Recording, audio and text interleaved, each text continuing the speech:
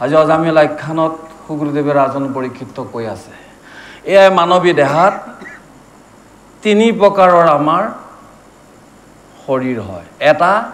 স্থূল শৰীৰ এটা সূক্ষ্ম শৰীৰ আন এটা হৈছে কাৰণ শৰীৰ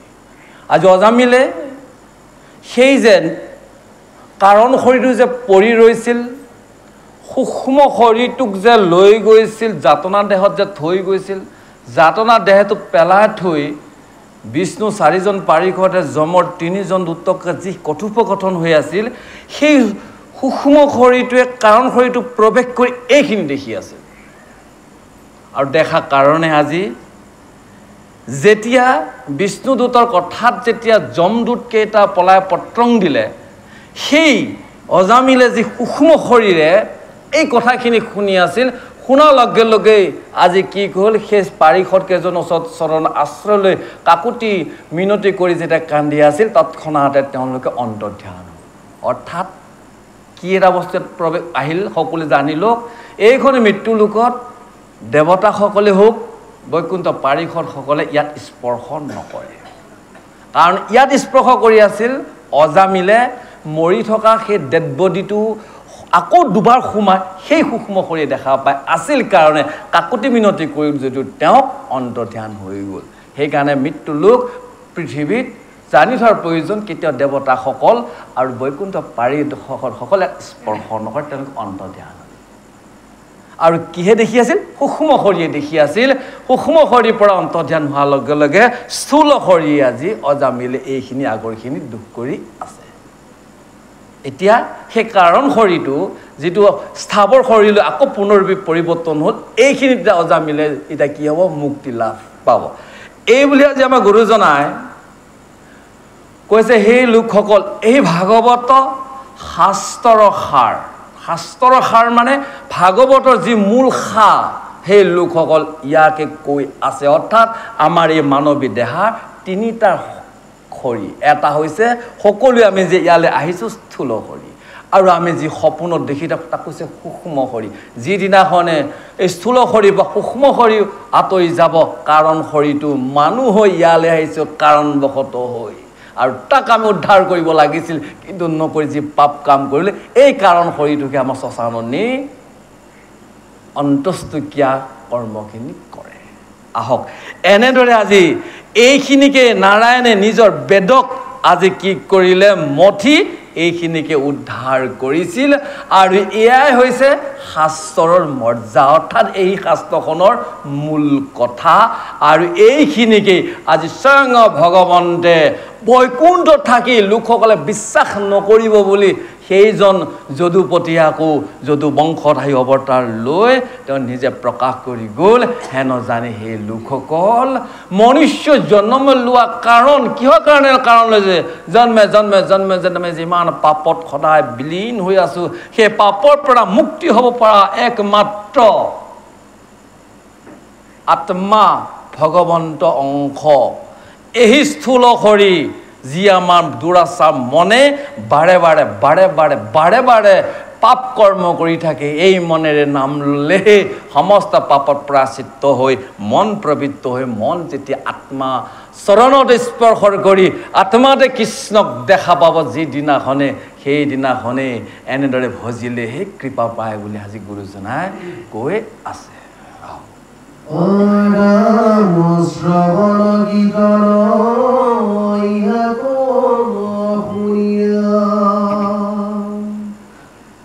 ইহে প্ৰকাশিল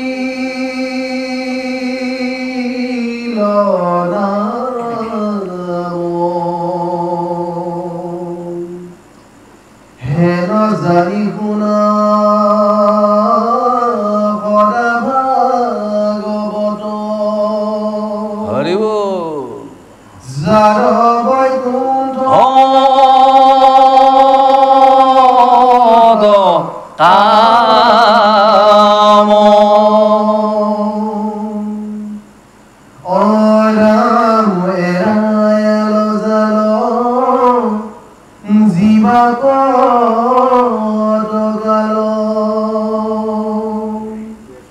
ধৰিলে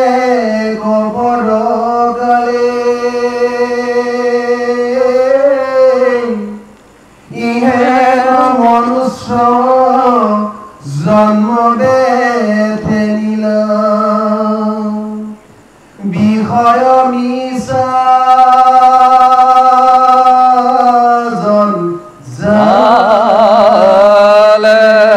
হে সহজ লোকসকল,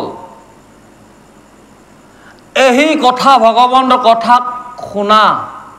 আৰু ভগৱন্তৰ নামক সদায় গাই থকা আৰু ইয়াক সদায় শুনি থাকিলে এই নামটো গাই থাকিব প্ৰকাশ কৰিবৰ কাৰণে জগতৰ প্ৰতি নাৰায়ণেই এইখনে পৃথিৱীত আহি প্ৰচাৰ কৰি থৈ গ'ল হেন জানি হে সভাসদ লোকসকল এই কথাখিনি স্পষ্টীকৰণ জানি লৈ হৃদয় মনৰ ভিতৰত স্থিৰাং কৰি লৈ সদায় ভাগৱতত কথা শুনা আৰু এই শুনাখিনি হৈছে বৈকুণ্ঠৰ কাম বা নৰকৰ কাম নহয় বৈকুণ্ঠৰ কাম এই কথাখিনিক অকণমান ঘৰৰ পৰা কষ্ট কৰি আহি যদি এই কথাখিনি শুনি অকণমান যদি গোৱা যায় এইখিনি কাম অৰ্থাৎ এইখিনি কৰ্মই বৈকুণ্ঠৰ কৰ্ম আমি যিমান বিষয়ৰ লগত ৰাতিপুৱা বা হাই হাই হাই হাই কৈ আছোঁ এইবোৰ এৰি দিয়া আল জাল কৰ্মবিলাক কোনখিনি সময়তেই সেই সময় কাল হৈছে সময় সময় তৎক্ষণাতে ধৰিব ই কোনো ঠিক নাই আৰু কিমান সময়নো জীয়াই থাকিবা ইয়াত এই আৰু কোনো সময় নাই আৰু এনেদৰে এটা মানুহৰ জন্ম পায় সেই সভাসদ লোকসকল নিজৰ জন্ম লোৱাটোক এনেই নেখেদিবা বাকী সংসাৰৰ মায়াবোৰ চব এটা এটা বিষয়ৰ জঞ্জালহে আৰু সেই বিষয়ৰ জঞ্জালত পৰি থাকিলে আকৌ বাৰে বাৰে পুনৰুক্তি জনম পুনৰুক্তি মৰণ হৈ থাকিব লাগিব হেন জানি ভাগৱন্তৰ কথা শুনা এই কাম কৰক বুলি গুৰুজনে আমাক সমস্ত লোকসকল উপদেশ বাণীত কৈ আছে মধু মিশ্ৰ বিহক ভুঞ্জন্তে মুখতে লাগে চাদ সেই বিষে পাছে বেদত বহিলে প্ৰাণ গগৰে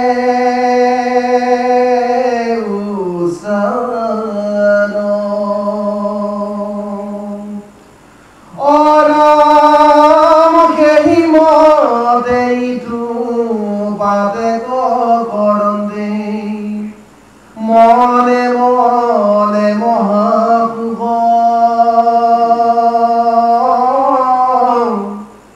পৰলু গজন্তে কেহি পাপে পাছে ভুঞ্জন্ত জাত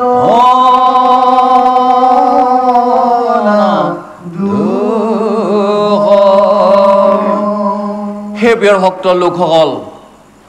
এনেদৰে যদি মৌ মাখিয়ক ৰস অকণমানক যদি আমি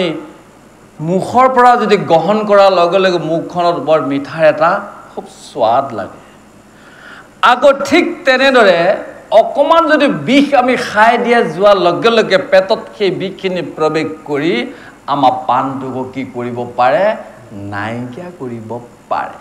ঠিক তেনেদৰে সেই লোকসকল সেই সভাসদ লোকসকল আমাৰ গুৰুজনাই আমাক উপদেশ দি আছে বাৰে বাৰে সেই লোকসকল শুনাচোন একান্ত মনেৰে ঠিক তেনেদৰে এজন মনুষ্যই এই মনেদি যিমান সুখ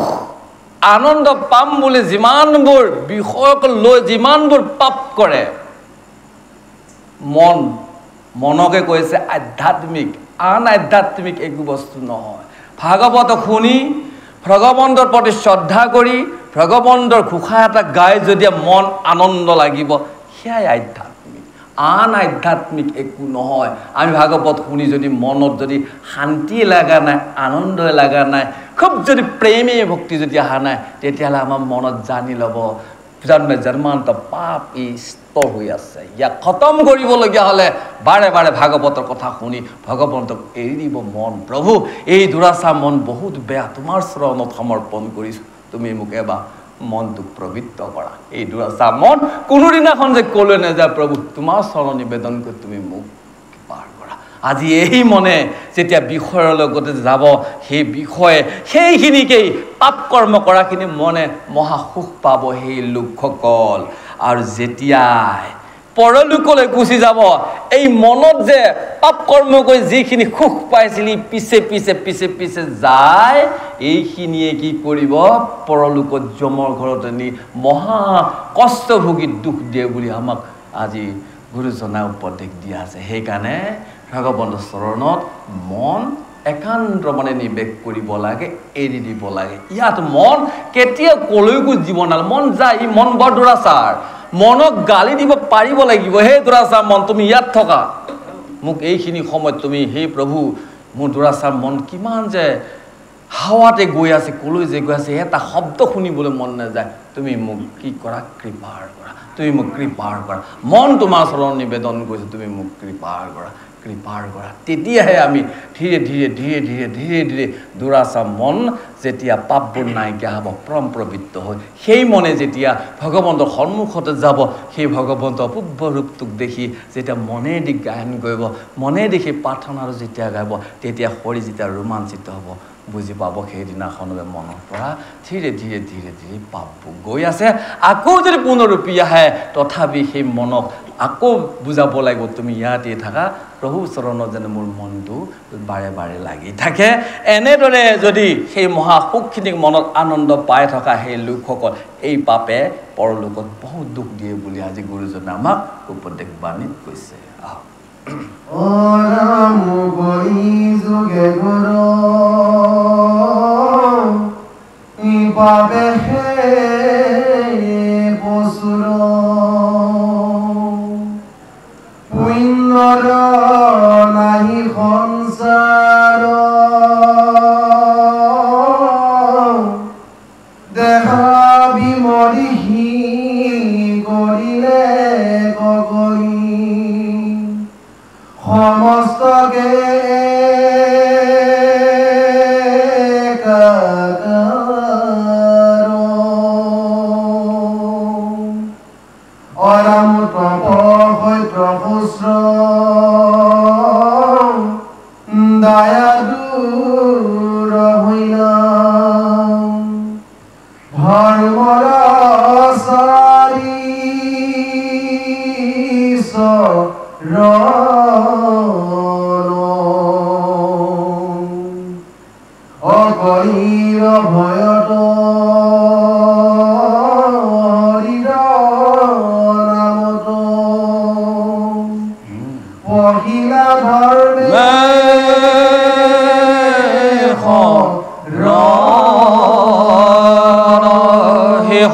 লোকসকল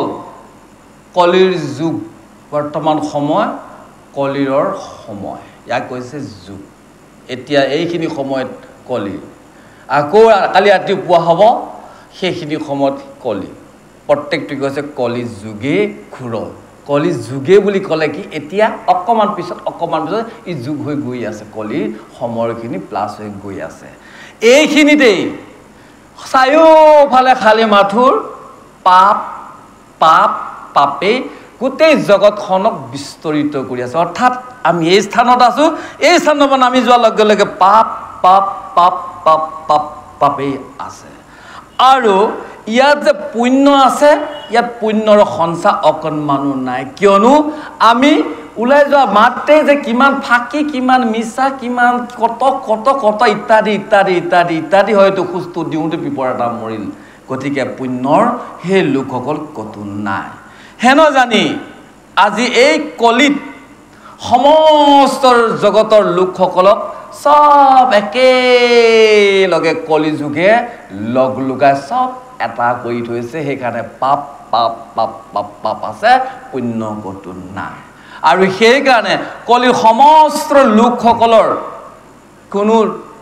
তপস্যা ভালদৰে কৰিব নোৱাৰে কোনে সত্য কথা ক'ব নোৱাৰে চাওক খুব বুজিবলগীয়া কথা তপ কৰিলেও তপস্যা কৰিলেও তাৰ বিমংগল তপস্যা কৰি থাকোঁতেও যদি কেনেবাকৈ তপ মানে কোনবিলাক এয়া হৈছে তপ আমি আসনত বহি টপ কৰি আছোঁ এতিয়া যে টেলিফোনটো আহে তৎক্ষণাতে হেল্ল' হাই শেষ তপস্যা আহিছিলোঁ শুনিবলৈ দুগন্ধ পাত মোবাইলে আমাক লগাই দিয়ে তপস্যাটো ভংগ কৰি দিলে নহ'ব আৰু যে কত আছে বা সেইখিনি নকওঁ বুজায় এই তপ আৰু কৈছে সত্য এইখিনি জেগাতে সত্যও নক'ব পাৰে নহ'ব কিয়নো ফোন মাৰিছে যাব লাগে দেৰি হৈছে আৰু গৈ আছোঁ বুলি কৈছে গ'ল সত্য এইখিনিতে বিনাশ আৰুনো বেলেগতনো ক'ত হ'ব বাৰু বেয়া নাপাব কোৱা কাৰণে কথাটো বুজাহে দিছোঁ এইটো কলিযুগে ঘূৰাই ৰাখি আছে তাৰপিছতে আছে শৌচ মানে নিয়ম কি নিয়ম সদায় ৰাতিপুৱা 5টা বজাত উঠো ধুনীয়াকৈ লঘু সংখ্যা চাফ চিকুণ কৰি সদায় ভগৱন্তৰ চৰণত সমৰ্পণ কৰিবৰ কাৰণে সদায় আৰাধনা কৰিবলৈ সদায় যাওঁ কিন্তু ৰাতি যেতিয়া ড্ৰামা চাই আহিলোঁ নহ'ব ড্ৰামাৰ মানে বুজি পাইছেনে বা থিয়েটাৰ চেটাৰ চাই আহিলোঁ টোপনি ক্ষতি হ'ল বিয়া চিয়া খাই আহোঁতে গ'ল 1টা 2টা বাজিল হয় 5টা বজাত উঠিব এলাহত সেইদিনাখন 8টা বজাত উঠিছোঁ মনুষ্যৰ জীৱনৰ শৌচৰ যি নিয়ম ৰাখিছিল চব একেদিনাই বৰবাদ কলিয়ে যে আগুৰি একাকাৰ কৰাৰ কাৰণে তাতো গ'ল এইবোৰ কি কৰিল চববিলাক কলিয়ে কি কৰিলে দয়াবিলাকক লৈ গুচি গৈ দূৰলৈ লৈ গুচি গ'ল চব পাপতে সঞ্চাৰ কৰি দিলে এতিয়া যে ধৰ্ম কি বস্তু সত্যং পৰম ধীমহি ধৰ্ম হৈছে ভগৱান ধৰ্ম সত্যং পৰম ধীমহি সদায় ভগৱান স্থিতি হৈ আছে এয়া ভগৱান নহ'ব আৰু এই ভগৱানে এতিয়া ক'ত যায় আশ্ৰয় ল'লে সত্যং পৰম ধীমহি সদায় এখন জগত থাকিব সময়মতে সূৰ্য উদয় হ'ব সময়মতে অস্ত যাব বৰষুণ হ'ব বতাহ হ'ব ঋতুবিলাক আহি থাকিব এইবোৰ ধৰ্ম ভগৱানে ৰাখি থৈছে সত্যং পৰম সদায় আছে এইখন প্ৰকৃতিত ই কেতিয়াও মিথ্যা নহয় এই ধৰ্মটো ক'ত আজি আশ্ৰয় ল'বলগীয়া হ'ল এই যে ভগৱন্তৰ ধৰ্মক যি ইয়াত স্থাপনা কৰি দিলে গোটেই জগতৰ লোকসকল মংগলময় হওক বুলি স্থাপনা কৰিলে এই সমস্ত ধৰ্ম আহি ভগৱন্তৰ নামটোত কৃষ্ণ নামত আহি স্থিতি হ'ল কলি যুগত আৰু সেই নামত লৈ যদি কোনোবাই যদি আশ্ৰয় লোৱাৰ লগে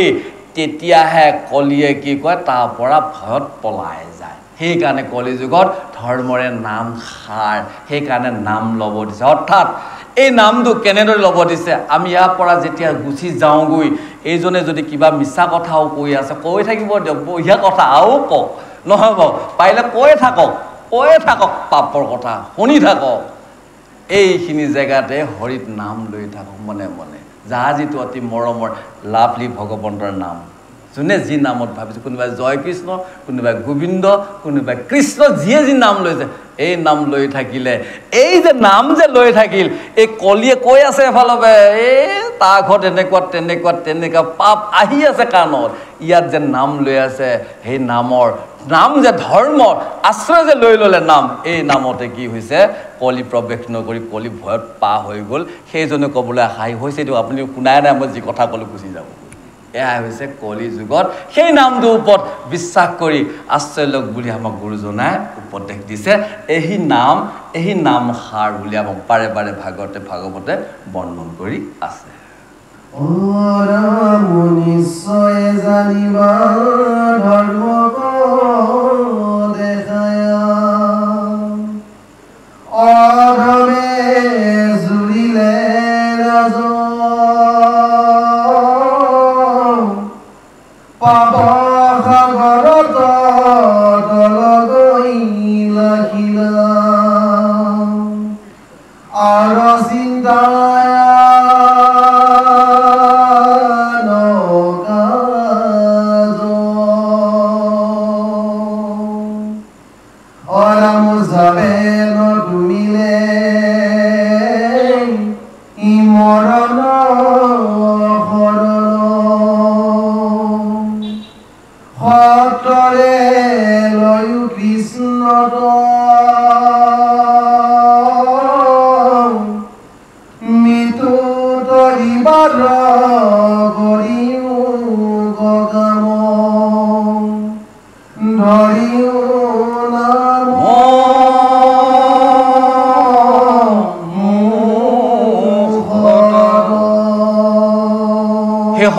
লোকসকল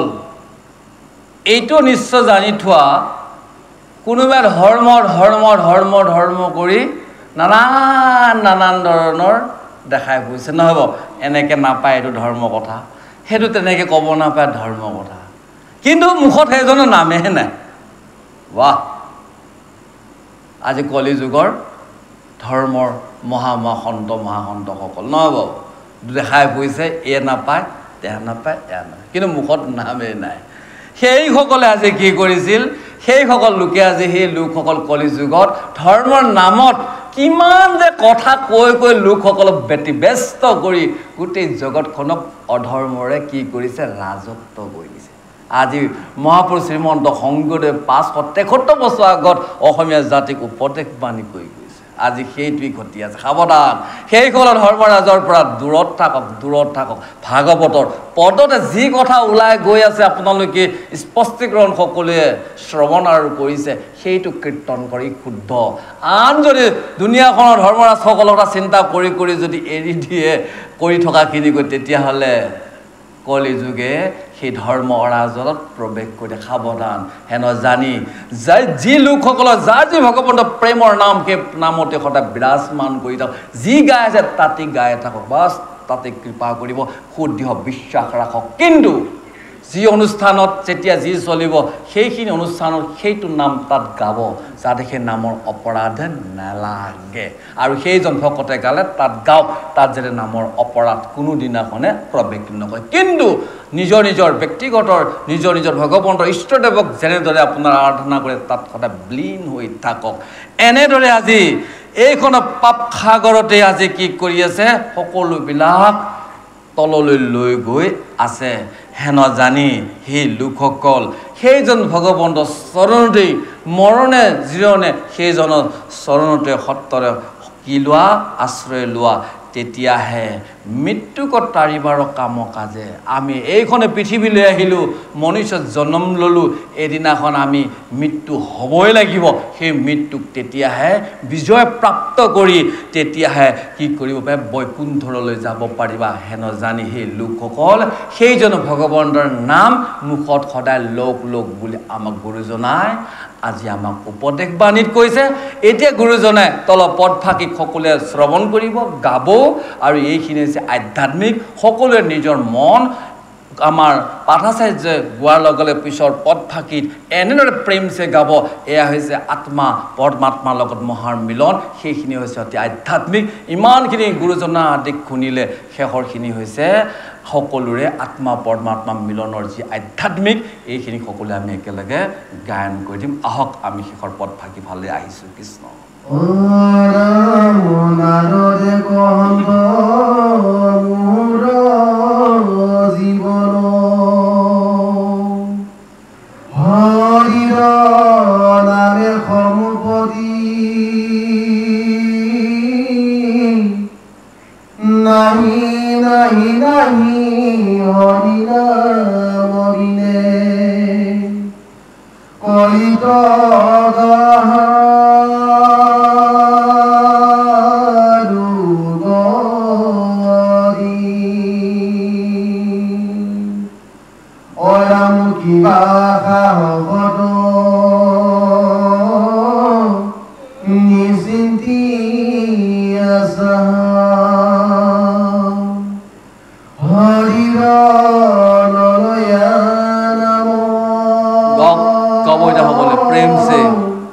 কৃষ্ণৰ কিংকৰে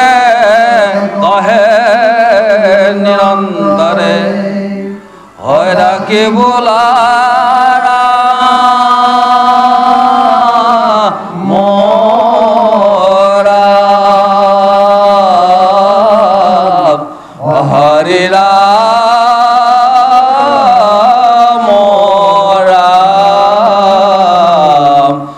হৰিৰা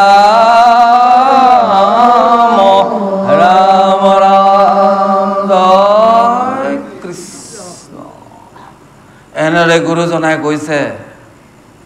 দেৱৰীষি নাৰদেও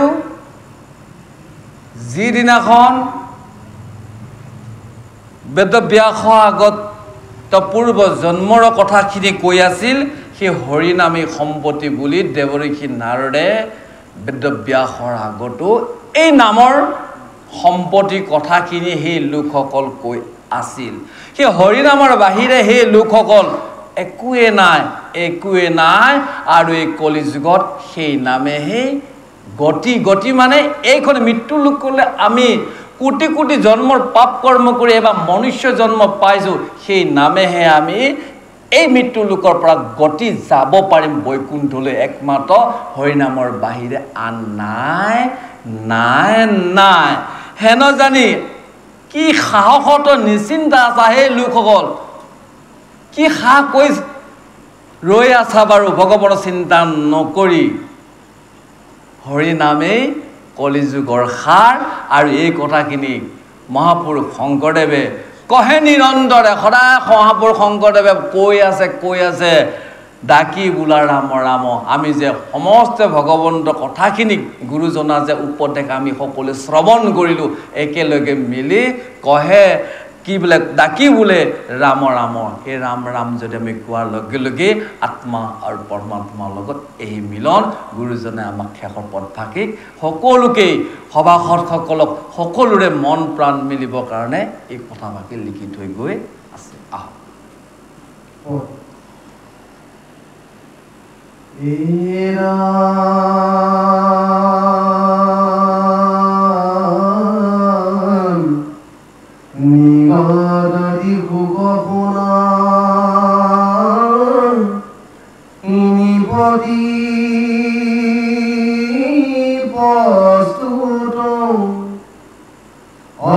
পাইলে অজামিলে গতি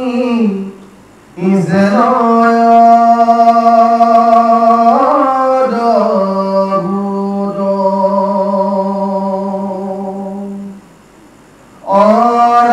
চাৰিকিত সংগেখনে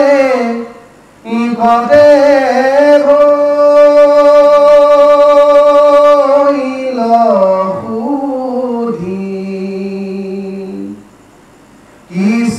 চৰণত তাৰো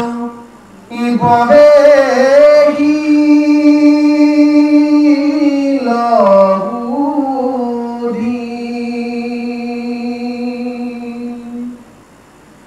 মনে মনে গুণে বাসে ইদিজ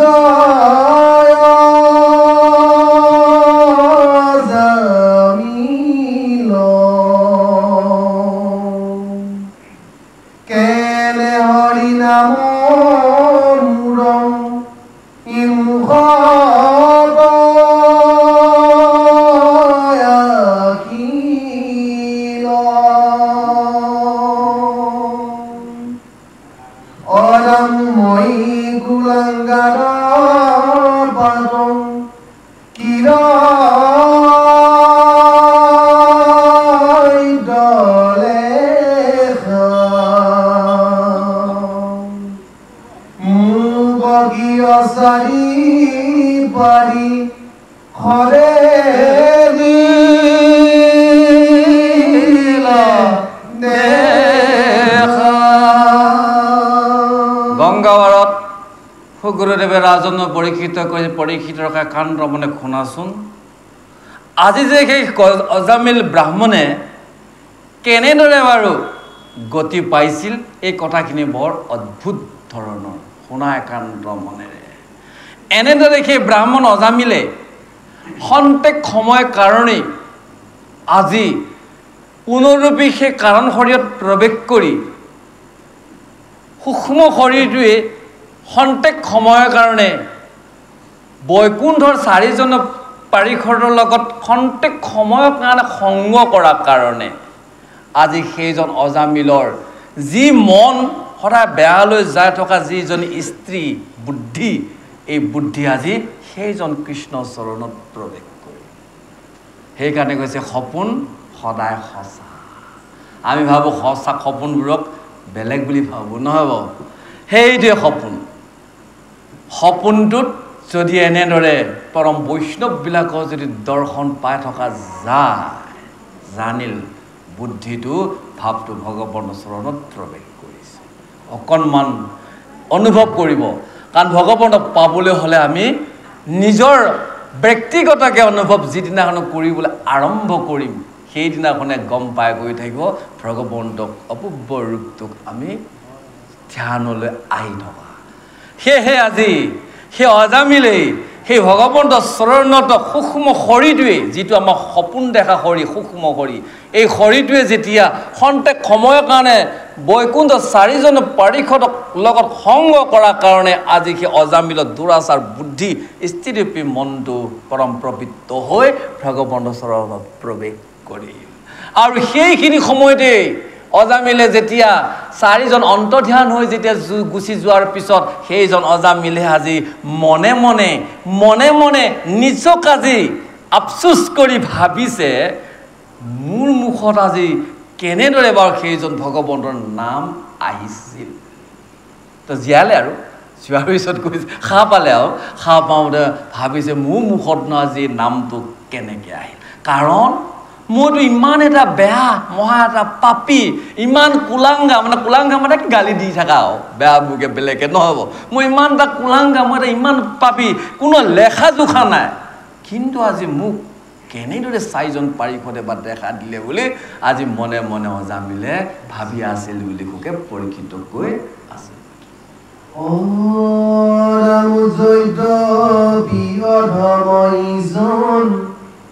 মতে ভাইব শূন্য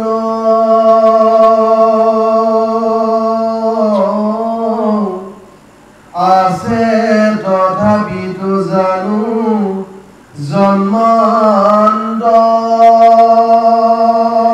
জন্মান্তৰে পুণ্য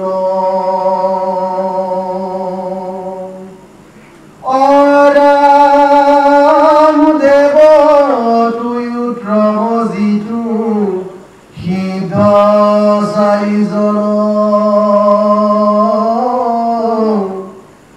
মোহিতা সম্ভাগ কিয় হুইৰে দৰি হৰ হৰি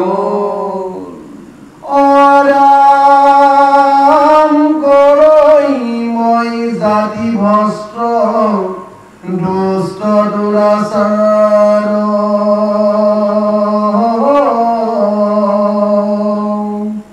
পৰম মংগল কৈত্ৰ নামৰ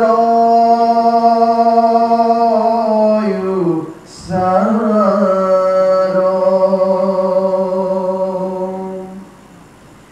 এতেকে জানিলো পূৰ্ব পুণ্য ফল আছে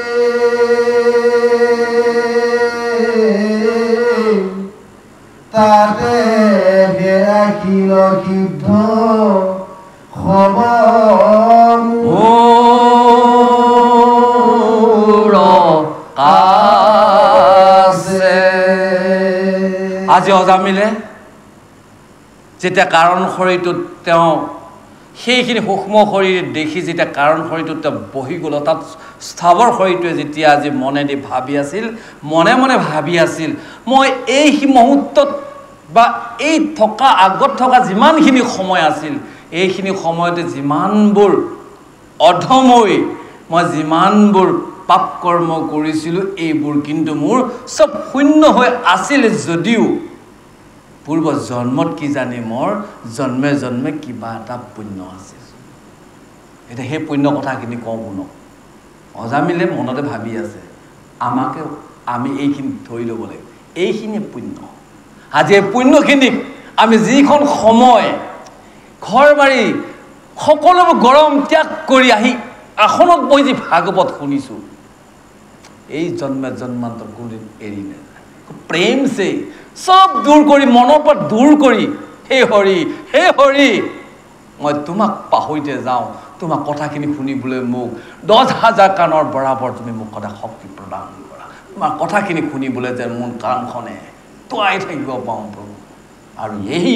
কথাখিনিক যদি আমি একান্ত মনে প্ৰেম ভাৱেৰে চব ত্যাগ কৰি যদি আমি শুনিব পাওঁ সেই লোকসকল কিবা কাৰণতো যদি অজামিলৰ দৰে এনেদৰে পাপ কৰ্মটো বিলীন হয়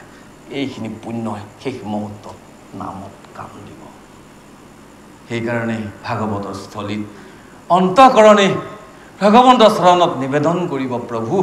তোমাৰ চৰণত মোক কি দিম, মোক একো নালাগে প্ৰভু,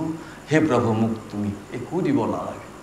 খালি মাত্ৰ তুমি তোমাৰ চৰণত মোৰ মনটো যেন তোমাৰ কথা শুনিবলৈ খুব আগ্ৰহী থাকে, 10,000 কাণৰ বৰাবৰ তুমি মোক কৃপাৰ কৰা, তোমাৰ কথা যেন শুনিব পাওঁ। এইখিনি আমাক শেষ টাইমত কামত দিব। আজি অজামিলে আজি সেইখিনি কথাই মনত পেলাইছে, পূৰ্ব জন্মত মোৰ বহুত পুণ্য কৰ্মত থকাৰ কাৰণে আজি মোক এই দেৱতাসকল, স্বৰ্গৰ দেৱতা উত্তম, কিন্তু স্বৰ্গৰ 14খন ভুৱনত স্বৰ্গত থকা দেৱতাসকলে উত্তম বৈকুণ্ঠ পাৰিষদ, বাপৰে বাপ 14খন ভুৱন ক্ৰছ কৰি বৈকুণ্ঠৰ পাৰিষদ, সেইকেইজনে আজি মোক কি কৰিলে, দৰ্শন দিলে। বাহ, কাৰণ মই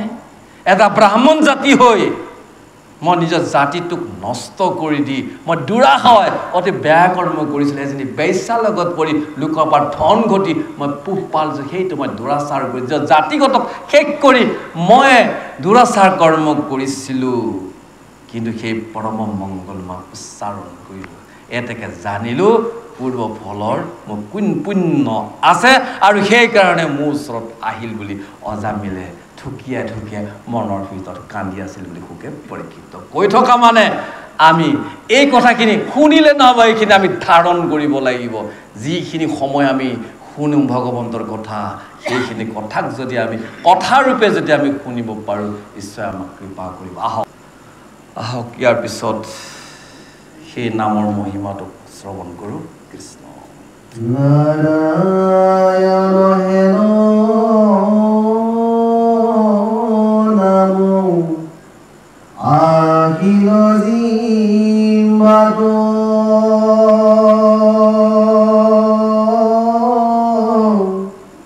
তেৰে হেৰায়ো ঘোৰ যাতনা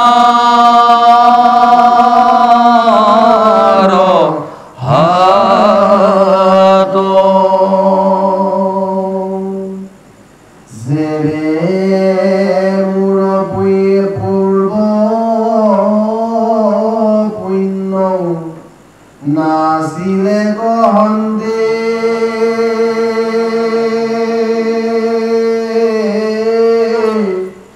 জিম্ভা তয়াখিল নাম কিহে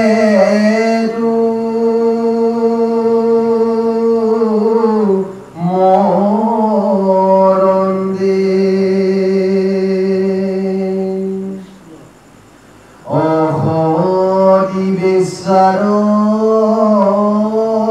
বিচাৰপতি পৰম পতিত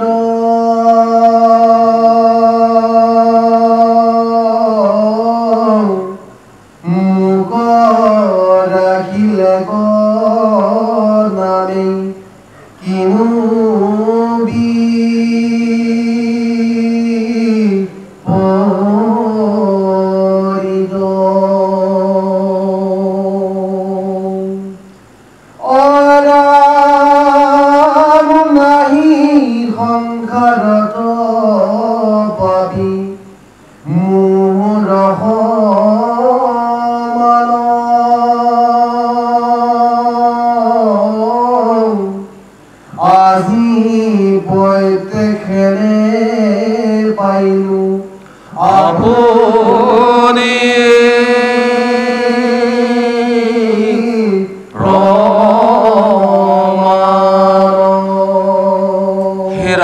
পৰীক্ষিত ৰজা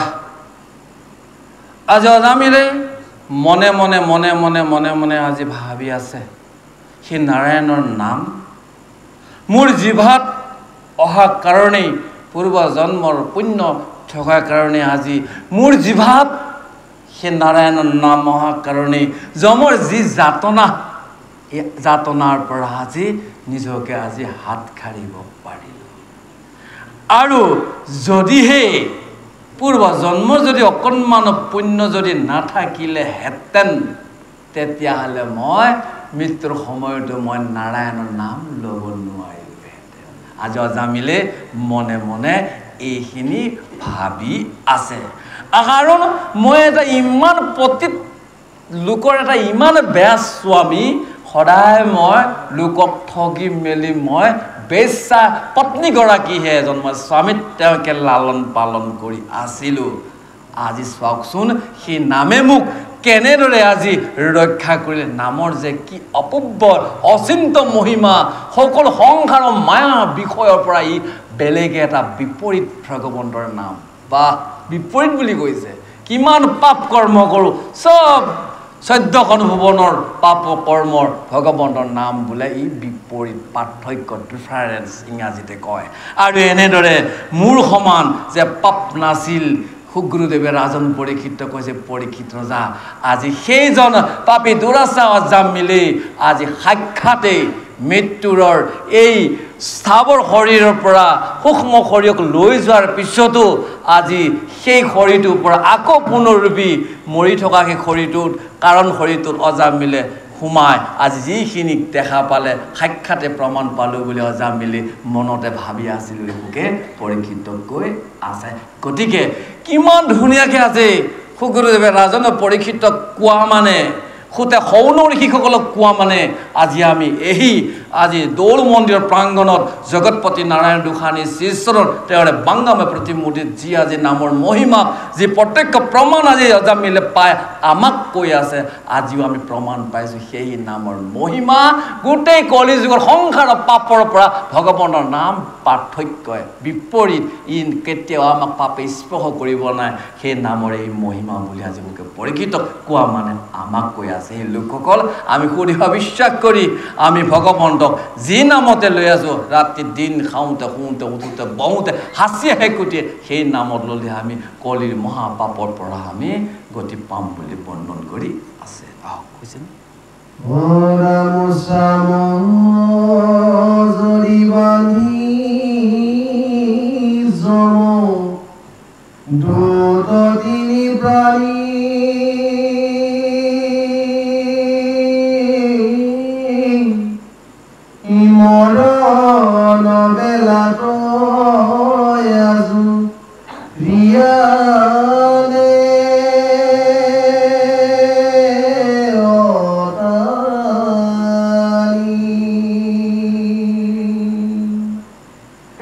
নাৰায়ণ নাম মাত্ৰ লইল দাগসাৰি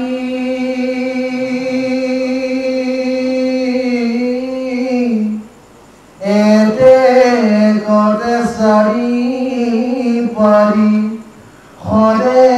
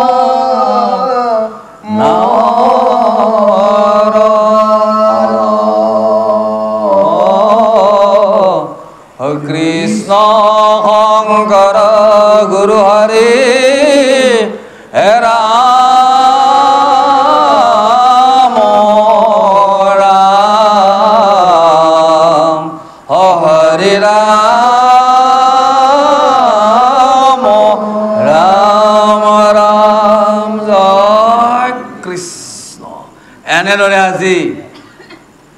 যমৰ তিনিটা দূতে আজি অজামিলে মনে মনে ভাবি আছে মোৰ প্ৰাণটোক মৰণৰ সময়তে নি চামৰ ৰছী চামৰ মানে ছালৰ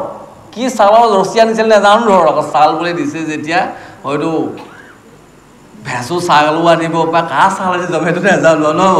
সেইখিনি আজি টানি লৈ গৈ আছিল কিন্তু ভগৱানৰ নামটোক চব ত্যাগ কৰি একমাত্ৰ ভগৱানৰ নামটোক চাৰি মানে কৈ আছিলোঁ আৰু কৈ থাকোঁতে আজি চাৰিজন পাৰিষদ বৈকুণ্ঠৰ পাৰিষদ আহি